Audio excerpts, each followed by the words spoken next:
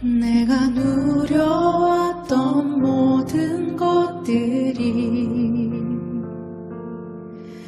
당연한 것 아니라 은혜였소. 네, 안녕하십니까. 목요일 아침에 또 여러분들을 뵙습니다. 한 주간에 또 오늘 강의의 마지막 날이 되겠네요. 목요일 날이 주말이 아닌데도 불구하고 강의하는 제 입장에서는 꼭 주말을 맞이한 듯한 그런 느낌이 듭니다.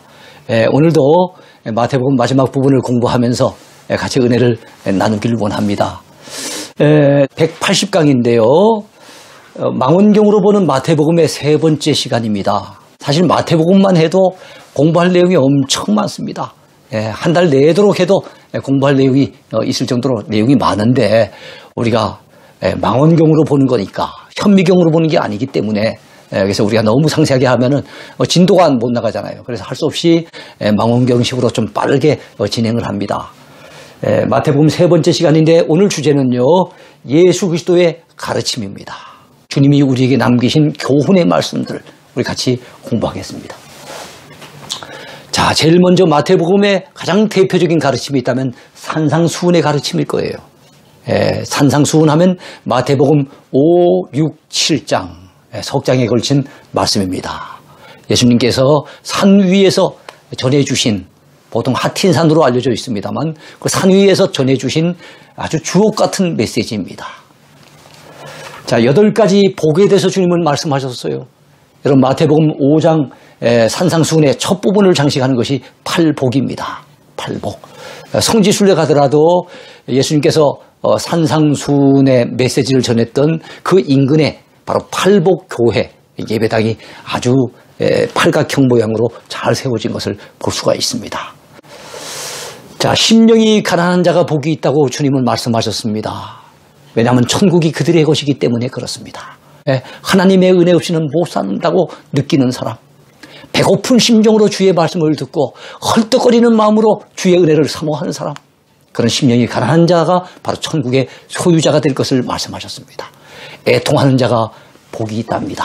애통하는 자, 때로는 슬픔을 만나기도 하고 때로는 고난을 겪기도 하고 때로는 재앙을 만나서 참 애통하는 자, 정말로 애통하며 가슴을 칠 줄 아는 자야만이 여러분 우리 인간의 한계를 깨우치게 되고 주의 은혜 없이는 못 산다는 것을 또 느끼고 깨닫게 되니까 그런 자에게 주님께서 위로를 주신다는 거예요. 위로. 그러니까 여러분 오늘날 너무 사람들은 설교를 들어도 재미있는 설교를 추구합니다. 우리 젊은 애들이 뭐 아주 평가절하할 때 보통 얘기하기 때 재미도 없고 감동도 없고 그런 얘기를 많이 합니다. 그래서 사람들은 뭐 감동까지 바라면 더 좋지만은 그건 아니라도 뭐 재미있는 설교, 뭐 재미있는 프로그램, 재미있는 드라마, 뭐든지 재미가 있어야만 되는 이런 세상 가운데 오늘 살다 보니 애통하는 사람이 잘 없어요. 2년 내도록 지금 이런 재앙 가운데 있음에도 불구하고 가슴을 치며 회개한 사람 찾기가 쉽지 않습니다. 진정 애통하는 자에게 주님이 주시는 참된 위로가 있다는 거 우리 기억을 해야 됩니다. 그 다음에 온유한 자가 땅을 기업으로 차지한대요. 여러분 우리 입 안에 보면은 이 치아가 있고 그 다음에 저 혀가 있잖아요. 혀는 아주 약해 보이는데도 불구하고 일평생 갑니다. 근데 이 치아는 굉장히 강하는데도 불구하고 50만 넘으면 벌써 빠진 사람들이 많습니다. 그런 걸 보면은 강한 게 쉽게 부러진다는 거예요. 온유한 자가 짓밟히는 것 같죠? 아니에요. 그들이 결국에는 땅을 기업으로 차지하게 된답니다. 의에 줄이고 목마른 자, 영적으로 배부를 것이라는 거예요. 그 영혼이 배부르게 되는 그런 체험을 하게 된다는 겁니다. 자, 긍휼히 여기는 자, 긍휼히 여기는 자에게 하나님도 긍휼히 여겨 주신다는 거예요. 긍휼히 여김을 받게 된다는 겁니다. 마음이 청결한 자, 하나님을 볼 수 있다는 거예요. 영혼의 눈으로. 마음이 청결하면 영혼의 눈으로 살아계신 하나님을 볼 수 있다는 겁니다. 그 다음에 여러분 화평하게 하는 자입니다. 영어로 친다면 피스메이커입니다. 많은 사람들이 트러블 메이커가 돼가지고 그 사람이 가는 곳에 갈등이 일어나고 그 사람이 가는 곳에 분열이 일어나고 다툼이 일어나는 경우가 있다면 그건 안타까운 대목이죠. 그러나 오히려 다투고 갈등하고 분열하는 곳에 그 사람이 들어감으로써 치유가 일어나고 그 사람이 들어가서 화목하게 되고 화평하는 여러분 모습으로 탈바꿈될 수 있다면 그런 사람은 바로 하나님의 아들이라 일컬음을 받을 수 있다는 거예요. 그래서 우리는 피스메이커가 돼야 됩니다. 의를 위하여 박해를 받는 자 천국이 그들의 것입니다. 그랬어요. 그래서 팔복의 처음과 팔복의 마지막 8번째는 다 천국을 소유하게 되는 그런 복이에요. 그래서 이 팔복은 바로 산상수훈의 제일 첫 부분 아니겠습니까? 이 산상수훈의 메시지가 바로 천국, 즉 하나님 나라와 관련된 메시지라는 것을 알 수가 있습니다.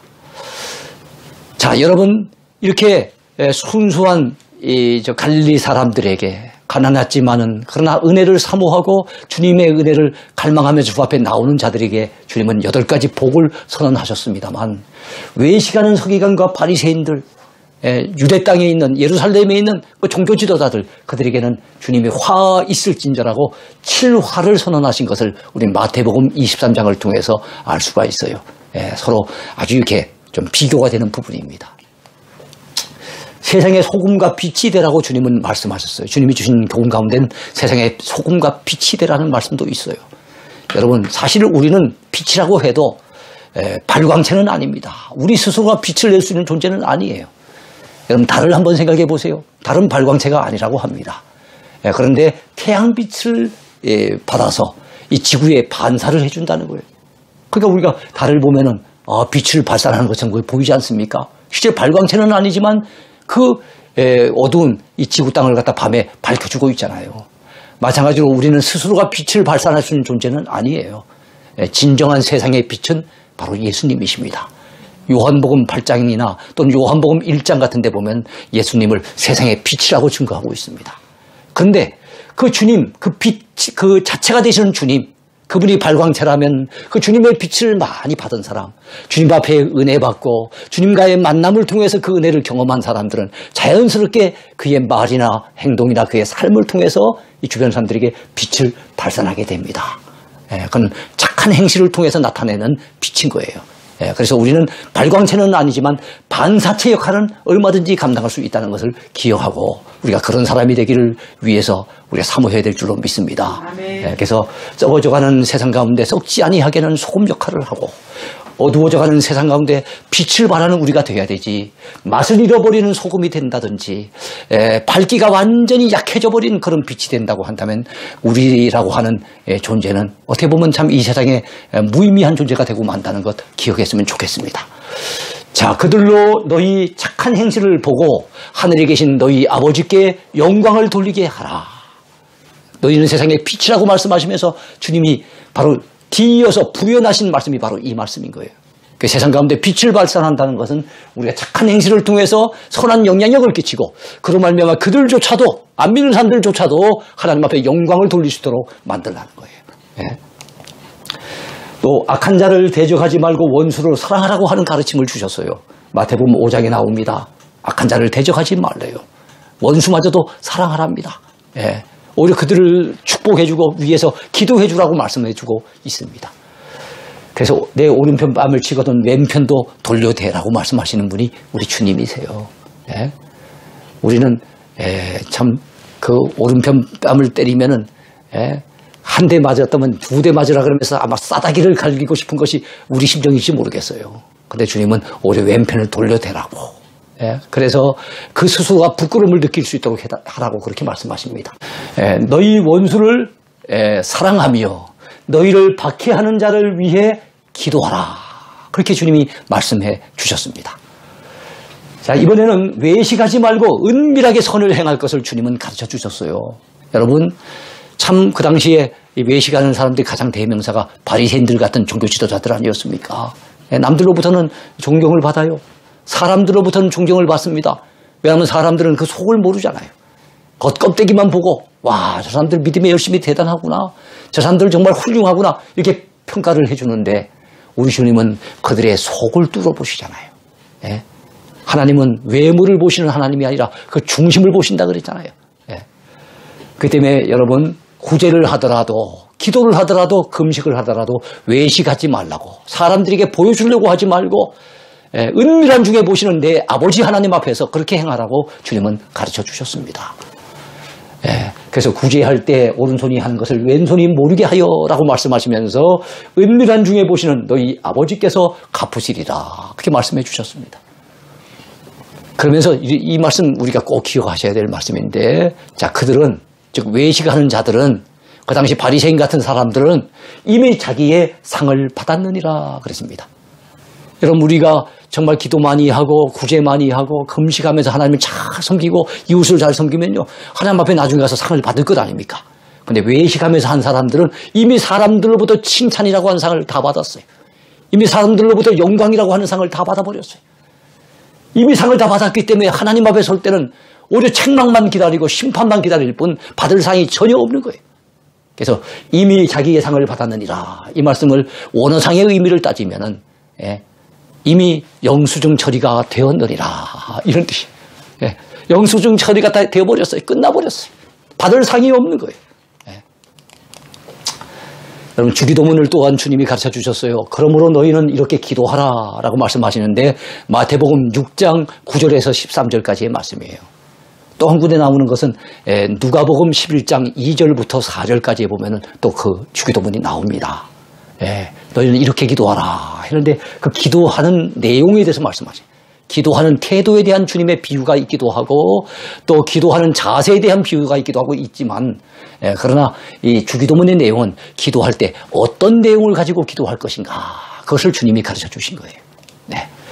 너희를 위하여 보물을 하늘에 쌓아두라 라고 주님은 말씀하셨어요. 내 보물이 있는 곳에 내 마음도 있다라는 말씀을 주님이 하셨지요. 여러분, 이 땅에 보물을 쌓아두면 안 된다는 거예요. 왜냐하면 거기는 좀도 먹고 동록도 해야 하고 도둑이 들고 도둑이 구멍을 뚫고 도둑질하고 이런 곳이라는 거예요. 그러니까 이 땅에 쌓아두지 말고 오히려 우리가 주님 앞에 믿음으로 이렇게 바치고 헌신하는 것은 하늘에 쌓아두는 것이잖아요. 또 사랑으로 베풀고 이웃에게 나눠주고 하는 것은 다 하늘에 쌓아지는 것인데 그 하늘나라에는 조음이 들지도 못하고 동록이 해야지도 못하고 푸른 녹이 쓰지 않는다는 거예요. 그 다음에 도둑이 구멍을 뚫지도 못하고 도둑질도 못한다는 겁니다. 하늘나라에 쌓아둔 것은 여러분 노타치, 아무도 손 못 댄다는 거예요. 금을 갖다 노다지라고 안 합니까? 예전에 우리나라에 광산 외국 사람들이 들어와가지고 곳곳마다 나눠갖고 꼭 자기 땅처럼 말입니다. 거기서 금강을 캐내고 막 그러지 않습니까? 금강에서 참 금을 캐내고 그랬잖아요. 그랬을 때 미국 사람들이 영어로 갖다 노타치, 이거 손대지 말라고 노타치라 써놨는데 영어를 처음 대하는 우리 한국 사람들 입장에서 무슨 말인지 모르잖아요. 그래서 일본인들에게 물어봤더니 일본 사람들은 또 영어를 지독하게 못하잖아요. 우리 한국 사람들은 잘 못하지만 세계에서 그 영어를 제일 못하는 사람들이 일본 사람들 아닙니까? 그래서 노타치를 발음을 못하니까 노다지. 그래서 그때부터 금노다지라는 말. 그래서 우리 한국 사람들은 노다지 하면 금인 줄로 그렇게 착각을 하게 됐다는 얘기를 들은 바가 있습니다. 자, 어쨌든 손대지도 못하는 것, 그것이 천국이에요. 그게 하늘나라에 쌓아둔 것이 최고입니다. 염려하지 말라라고 하는 가르침이 마태복음 6장에 나와요. 염려하지 말래요. 근심하지 말래요. 초대교회의 어느 기록을 살펴봤더니 그 기록에 여러 사람들이 소개가 되는데 특이한 것은 그 사람 이름들 앞에 계속 나오는 단어가 있는데 그게 뭔가 하면 티테이오스라고 하는 말이에요. 사람 이름이 그 뒤에 나오는데 그 앞에는 모든 사람들 앞에 티테이오스란 말이 붙어 있더라는 거예요. 학자들이 연구해봤더니 그게 무슨 뜻인가 했더니 근심하지 않는 사람, 염려하지 않는 사람이라는 뜻이라는 거예요. 우리는 믿음으로 살기 때문에 염려하지 않는 사람 아무개, 염려하지 않는 사람 아무개, 이렇게 쫙 써졌다는 거예요. 참 얼마나 참 좋은 이름들입니까? 주님은 염려하지 말라고 하세요. 그는 염려해봤자 아무런 이득이 없고 오히려 우리 몸만 축내고 건강만 상할 뿐이기 때문에, 또 염려는 믿음이 연약해서 나오는 것이 염려이기 때문에 염려하지 말라는 거예요. 또 염려하지 말라고 하는 것은 우리 주님이 책임져 주시겠다고 하는 약속이 그 속에 담겨져 있는 거예요. 그러면서 너희는 다른 거 먹을 것, 입을 것, 마실 것 염려하지 말고 너희는 먼저 구해야 될 것이 있는데 그의 나라와 그의 의를 구하라고 주님은 말씀하세요.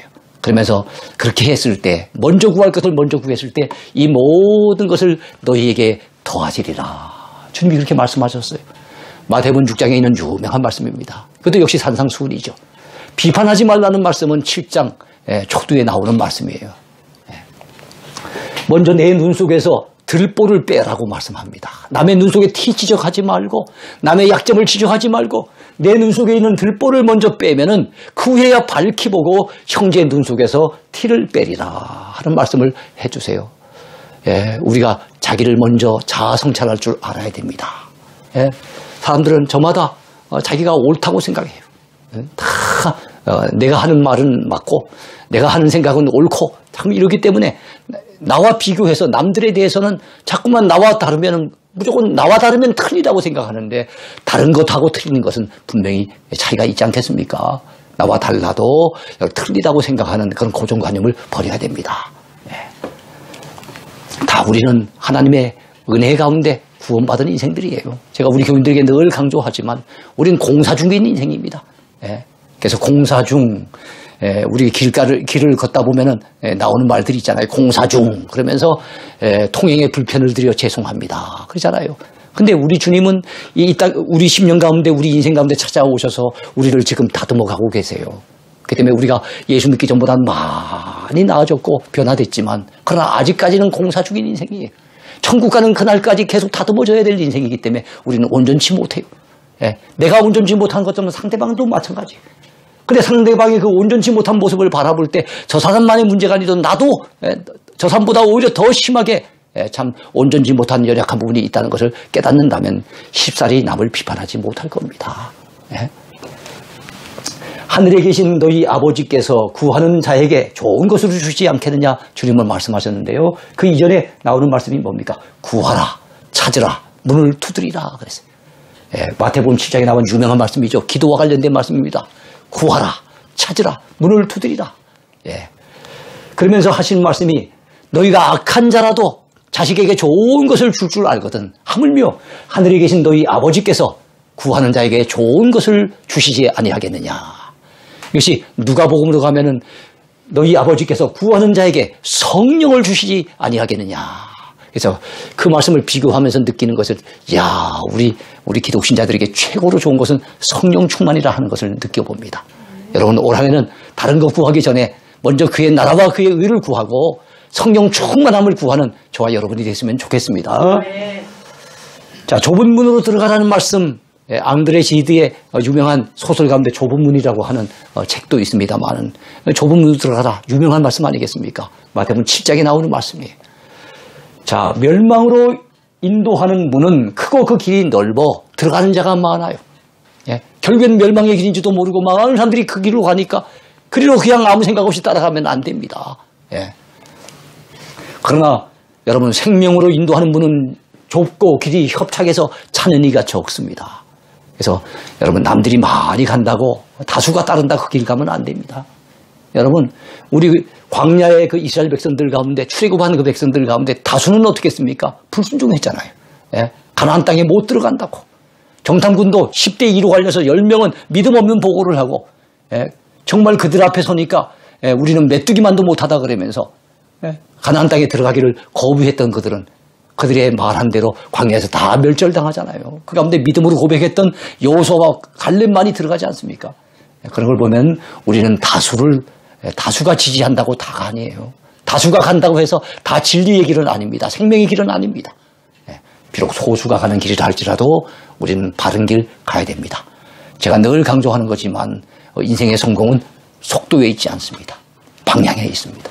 우리는 바른 방향 잡고서 그 표대 향해서 바르게 달려가야 됩니다. 힘들고 어려워도 비록 그 길이 좁고 협착해도 우리는 생명의 길로 가야 될 줄로 믿습니다. 자, 그들의 열매로 그들을 알리라 하는 말씀도 마태복음 7장에 나와요. 가시나무에서 포도를 딸 수 없어요. 또는 엉겅퀴에서 무화과를 딸 수 있겠습니까? 못 따지요. 마찬가지로 이와 같이 좋은 나무마다 아름다운 열매를 맺고 못된 나무는 나쁜 열매를 맺나니라고 주님은 말씀하셨어요. 그러니까 우리가 아름다운 열매 맺기를 원하거든 우린 좋은 나무 돼야 됩니다. 나라고 하는 사람 자체가 아주 부정적이고 믿음이 없어서 대단히 비판적이고 어둡고 이런 사람이 내 나라고 하는 사람이 그런 사람이 돼 있으면 우리가 원하는 아름다운 열매, 축복의 열매, 전도의 열매, 성령의 9가지 열매 못 맺습니다. 우리가 좋은 나무 되어야 됩니다. 믿음으로 사는 좋은 나무, 하나님의 은혜를 사모하며 사는 좋은 나무, 주님을 사랑하며 정말 그 주님을 위해서 믿음으로 사는 좋은 나무, 이런 좋은 나무 되면은 자연스럽게 아름다운 열매를 맺게 될 줄로 믿으시기 바랍니다. 네. 자, 모래 위에 집을 짓지 말고 반석 위에 집을 지으라고 하는 이 메시지가 산상수훈의 마지막 가르침이에요. 주님은 주옥 같은 귀한 말씀들을 제가 지금 다 소개를 하지 않았지만 정말 산상수훈 가운데 너무나도 소중한 말씀들을 다 전해주시고 난 다음에 끝에 가서 너희들이 이 말씀을 아무리 많이 들었다 해도 듣고 행하지 않는다면 그것은 모래 위에 집을 짓는 어리석은 사람과 같을 것이다 라고 하면서 듣고 행하는 자만이 반석 위에 집을 짓는 사람이 될 것이라고. 언젠가 참으로 비바람이 몰아치고 홍수가 나고 그랬을 때 이 모래 위에 지은 집은 와장창 다 무너지게 될 것이지만 바로 그런 때에도 반석 위에 믿음의 집을 지은 사람은 아무 끄떡 없이 여전히 여러분 그 비바람 속에서도 그 위치를 유지할 수 있을 것이라고 주님은 말씀하셨어요. 그렇기 때문에 여러분 말씀을 듣는 것도 중요하고 배우는 것도 중요하지만 우리가 이 온라인 성경 대학을 통해서 많은 말씀을 공부합니다만 여러분 한마디라도 우리가 실천에 옮기는 거, 배운 대로 우리가 살아가는 거, 이게 정말로 중요하다는 것을 우리는 알아야 됩니다. 자, 누구든지 나의 이 말을 듣고 행하는 자는 그 집을 반석 위에 지은, 자, 이런 사람은 어리석은 사람이겠어요? 지혜로운 사람이겠어요? 지혜로운 사람 같으리니 라고 말씀했어요. 정반대로 이 말을 듣고도 행하지 않는 자는 그 집을 어디 위에 세운 자입니까? 모래 위에 지은 어떤 자겠어요? 지혜로운 인생이 아니라 어리석은 사람 같으리니 라고 주님은 가르쳐 주셨습니다. 두 번째입니다. 하나님 나라의 7가지 비유가 마태복음 13장에 나와요. 마태복음 5, 6, 7장의 메시지가 어떤 비유가 아닌 직접적인 메시지였다고 한다면 마태복음 13장에서는 주님은 비유를 통해서 주님의 교훈을 들려주십니다. 그 비유의 대상이 되는 것은 하나님의 나라입니다. 그 비유의 주제가 하나님의 나라예요. 하나님 나라와 관련된 7가지 비유가 나옵니다. 이 13장을 비유장이라고 보통 읽었지요. 믿음장 하면 히브리서 11장인 것처럼 우리가 부활장 하면 고린도전서 15장이고 사랑장 하면 고린도전서 13장인 것처럼 비유장 하면 마태복음 13장입니다. 기억하세요. 그럼 어떤 비유가 있다고요? 하나님 나라의 비유입니다. 자, 구체적으로 7가지를 살펴보겠습니다. 먼저 씨 뿌리는 자의 비유가 나옵니다. 이것은 하나님 나라의 수용성과 관련된 비유예요. 수용성. 하나님 나라의 복음이 전파됐을 때 그것을 과연 어떻게 수용하느냐에 따라서 여러분 사람의 사람의 마음을 갖다 밭에다가 비유했어요. 사람의 마음이 달라진다는 겁니다. 4종류의 밭이 등장합니다. 한번 볼까요? 길가밭이 등장하는데 이것은 씨앗이 떨어지자마자, 이 씨앗은 하나님의 말씀을 상징하잖아요. 떨어지자마자 새들이 와서 채 먹는 것처럼 말씀이 전달되는 그 순간 즉각적으로 거부하는 거예요. 사탄이 그 말씀의 씨앗을 그 마음 가운데 빼앗아 버린 거예요. 즉각적인 거부. 하나님 나라를 거부하는 겁니다. 즉각적으로. 두 번째, 돌밭과 같은 마음 상태가 있어요. 그것은 일시적으로는 기쁘게 받아들입니다. 근데 환란이 일어나고 핍박이 일어나고 이러니까 아이고 예수 믿는 거 안 되겠다. 도무지 힘들구나 생각을 하고 어떻게 됩니까? 배반해버리는 거예요. 잠깐 믿는 것 같았는데 잠깐 신앙생활을 할 것처럼 보였는데 곧 돌아서서 배반하는 것, 이건 돌짝밭과 같은 마음의 상태라고 보면 되겠습니다. 가시떨기 위에 있는 것은요. 자, 씨앗을 뿌려줬어요. 그 싹이 났습니다. 근데 더 이상 자라지 않고 가시의 기운이 막혀서 자라질 않아요. 그렇다고 완전히 죽어있는 상태도 아닌데 그렇다고 해서 열매를 맺는 것도 아니고 아주 수용한 것도 아니고 거부한 것도 아닌 애매한 상태에서 그냥 교회만 왔다 갔다 하면서 세월을 보내는 이런 사람들이 교회 안에 많이 있을 수 있습니다.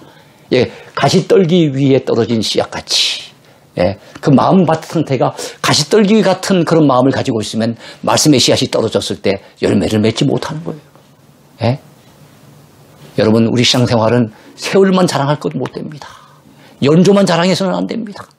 그 연수에 걸맞는 신앙의 성장이 있고 풍성한 열매 맺는 삶이 나타나야 될 줄로 믿습니다. 그러나 좋은 땅과 같은 마음 상태가 있습니다. 적극적으로 수용하는 거예요. 하나님의 말씀이 전달될 때, 하나님 나라의 복음이 전달될 때 아멘 하면서 적극적으로 수용을 합니다. 즉각적으로 수용을 합니다. 그래서 그 말씀대로 100% 믿고 그대로 살아봤더니 그들의 삶 속에서 30배, 60배, 100배 열매들이 나타나는 거예요. 참 좋은 땅을 보통 옥토와 같은 마음밭이라고 얘기를 하죠. 우리의 마음이 좋은 땅, 옥토가 돼야 될 줄로 믿습니다. 예. 자, 겨자씨 비유와 누룩 비유도 나옵니다. 이것은 하나님 나라의 성장성과 관련이 있는 비유입니다.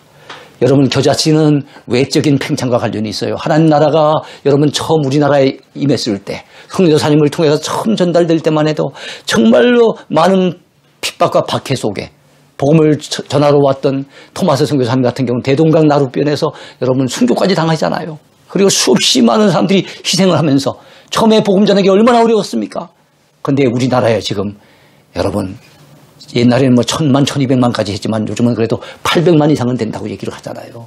예, 물론 그 믿음의 상태에 따라서 다르겠지만 그 수가 그리 중요한 건 아니지만 어쨌든 과거에 비했을 때 우리나라에 얼마나 많은 교회가 세워지고 얼마나 많은 성도들이 나타나게 됐습니까? 이제 세계를 향해서 미국 다음으로 선교를 많이 하는 그런 민족이 됐잖아요. 그걸 보면 이야 참 겨자씨 같은 작은 씨앗 여기 조그마한 좁쌀만한 씨앗을 뿌렸는데 그것이 자랐을 때 5m 이상의 큰 나무가 돼가지고 거기에 여러분 새들이 날아와서 깃들이게 되는 것처럼 바로 하나님 나라는 작게 시작하지만 외적으로 이렇게 팽창될 수 있다는 것을 말씀하고 있는 거예요. 그뿐만 아니라 하나님 나라의 복음이 들어가면은요 누룩 하나가 들어가면 서말 가루가 완전히 부풀어 올라가지고 있는 것처럼 내적인 변화를 가져오기도 한다는 겁니다. 외적으로 팽창되든지 내적으로 변화되든지 하나님 나라는 반드시 성장하게 돼 있다는 것을 하나님 나라의 성장성과 관련된 그 비유가 겨자씨 비유와 누룩 비유입니다. 자, 그리고 이 하나님 나라는 감춰진 보화와 같습니다. 진주를 발견한 그 진주 장사처럼 여러분 정말 하나님 나라의 보화 비유, 진주 비유는 하나님 나라의 가치성을 보여줍니다. 감춰진 보화, 어느 농부가 아마 소작농이었던 것 같아요. 자기 땅이 아니었겠죠. 남의 땅을 갖다가 참 붙여서 먹고 사는데 땅을 갖다 파는데 어느 날 보니까 깡 하는 소리와 함께 그 밑에 뭐가 있나 파봤더니 보물덩어리가 있다고 생각해 봅시다. 보물상자가 그 안에 들었어요. 이야 너무 반가웠겠죠. 그런데 가만히 생각해 봤더니 곰곰이 생각해 봤더니 그 땅은 자기 땅이 아닌 거예요. 자기 땅이 아닌데 여기 이걸 발견했다고 소리 쳐봤자 그거는 남의 것이 되지 않습니까? 그 보물이 내 것이 되려고 한다면 이 밭을 내 것으로 사야 되는 거예요. 그래서 그 보물을 내 것으로 가질 생각에 설레고 막 들떴던 이 사람은 자기 집안에 있는 가재도구, 뭐 돈이 될 만한 것들 다 갖다 팔았을 거예요. 다 희생시켰을 거예요. 다 포기했을 거예요. 아마 그 부인도 놀라면서 왜 이러냐고, 당신 정신 나가느냐고, 동네 사람들도 아마 이상하게 봤을지 모르겠습니다.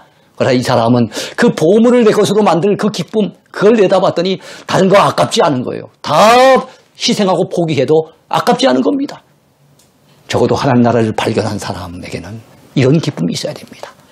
그래서 세상적인 가치, 이것 희생하고 저것 버리고 사도 바울처럼 다 배설물처럼 여겨도 예수 그리스도를 아는 지식이 가장 고상해서 주님을 위해서라면 정말로 주를 위해 살다가 주를 위해 죽어도 아깝지 않는 여러분 이것이 하나님 나라를 발견한 사람의 그 기쁨이 아니겠습니까? 이것이 감춰진 보화 비유와 진주 비유는 다 하나님 나라의 가치성과 관련된 거예요. 왜 우리가 예수 믿는다고 하면서도 정말 참된 신자의 모습을 지니지 못하고 참 불신자와 비슷한 모습으로 전락되어 살아가게 됩니까? 참된 가치, 하나님 나라의 가치, 예수 그리스도의 복음의 가치, 주님이 얼마나 귀한 분인지 그에 대한 깨달음이 아직 없는 거예요. 그에 대해서 아직 발견하지 못한 거예요.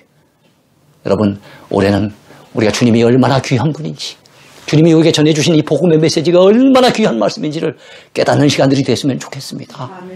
그래서 기독교 신자는 기독교적인 가치관으로 무장되어야 됩니다. 자, 하나님 나라의 여러분 가치를 안다면 그것을 소유하기 위해서라면 어떤 것을 희생하더라도 여러분 그것에 하나님 나라에 올인하게 돼 있는 거예요. 그래서 우리는 정말 주를 위해서 또 하나님 나라를 위해서 올인할 수 있는 저와 여러분이 됐으면 좋겠습니다. 자, 가라지 비유와 그물 비유도 있어요. 여러분 이거는 하나님 나라의 종말성과 관련이 된 비유입니다. 추수 때 보면은 무엇이 갈라집니까? 알곡과 가라지가 갈라져요. 그전에도 가를 수 있었겠어요. 그러나 가라지 뽑다가 혹시 알곡도 다칠 수 있기 때문에 주인이 마지막 추수 때까지 내둔 거예요. 그러나 추수 때 가서는 반드시 가르게 돼 있습니다. 왜냐하면 가라지는 겉에 껍데기만 있을 뿐이지 그 안에 속이 텅 비어 있어요. 알고 걷어야 아무런 가치가 없는 겁니다. 그래서 가라지는 따로 모아서 결국에는 분리해서 불태워버립니다. 그러나 알곡은 창고에 들이지 않습니까? 우리는 알곡 같은 신자가 돼야 되지 가라지 같은 신자가 되면 안 됩니다. 지금은 불신자와 신자가 섞여 삽니다. 예? 도대체 누가 의로운지 누가 의롭지 않은지 잘 구분이 안 됩니다. 누가 행복한지 누가 행복하지 않은지 누가 성공했는지 성공하지 못했는지 구분이 잘 안 되는 것 같아요. 오히려 불신자들이 가진 가치관이 더 크게 각광을 받고 그들이 더 성공한 것 같은 그런 느낌을 받을 때도 있어요. 그래서 우리 신자들조차 오히려 그 사람들을 부러워할 때도 있지요. 그러나 끝에 가면 갈라집니다. 끝에 가면 하나님 나라는 반드시 종말이 오게 돼 있는데 끝에 가면 알곡과 가라지는 아주 확연하게 뚜렷하게 갈라져서 하나는 지옥불에 던져지고 하나는 천국 창고에 들인다는 것 우리가 잊어버리면 안 됩니다. 자, 그리고 이것이 농사와 관련된 일이라면 어부가 하는 그죠? 고기 잡는 일과 관련된 건 무엇입니까? 어부가 그물을 떨 때에 고기 가운데 좋은 것이 있고 못된 것이 있어요. 썩은 거, 뭐 잘못된 고기도 있을 거 아닙니까? 그걸 망태기에 같이 갖고 오는 어부는 없어요. 좋지 못한 것들, 그것은 못된 것은 어떻게 합니까? 던져버립니다. 버립니다. 그리고 그 가운데 좋은 고기만 챙겨오는 것처럼 마지막 때는 우리 하나님께서 기쁘게 받아들이시는 천국으로 기쁘게 받아들이시는 그런 사람들이 있고 하나님이 버리시는 그런 영혼들이 있다는 것을 여러분 분명히 말씀하는 비유가 바로 이 무슨 비유예요? 가라지 비유.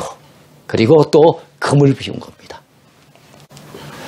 그렇습니다. 마태가 전하고자 했던 메시지의 핵심, 그리고 마가와 누가 복음서 기자들이 전하고자 했던 메시지의 핵심은 하나님 나라입니다. 그래서 그 세 가지를 보통 공관복음이라고 하는데 공관복음의 주제 한마디로 얘기하면 하나님 나라입니다. 자, 그런데 이 하나님 나라가 가까웠다라고 선언하시면서 그 사역을 시작하신 분이 바로 예수님이시고 예수님보다 그 길을 갖다 미리 와서 예비했던 세례 요한조차도 그 첫 메시지가 무엇이었습니까? 회개하라. 하나님 나라가 가까이 왔느니라. 회개하라. 천국이 가까이 왔느니라. 그런 말씀이었어요. 그 때문에 여러분 바로 예수님의 나타나심은 그리고 신약의 시작은 그리고 복음이 전파되는 것은 바로 하나님 나라와 밀접한 관련이 있는 겁니다. 이 세상 나라는 사탄이 다스리며 사탄의 영향을 받는 이 어둠의 나라들입니다. 그런 가운데서 우리 성도들은 예수님을 만난 성도들은 복음을 전해들은 성도들은 우리는 하나님 나라를 꿈꿔야 됩니다. 하나님 나라에 대한 비전을 가져야 됩니다. 하나님 나라의 가치를 발견해야 됩니다.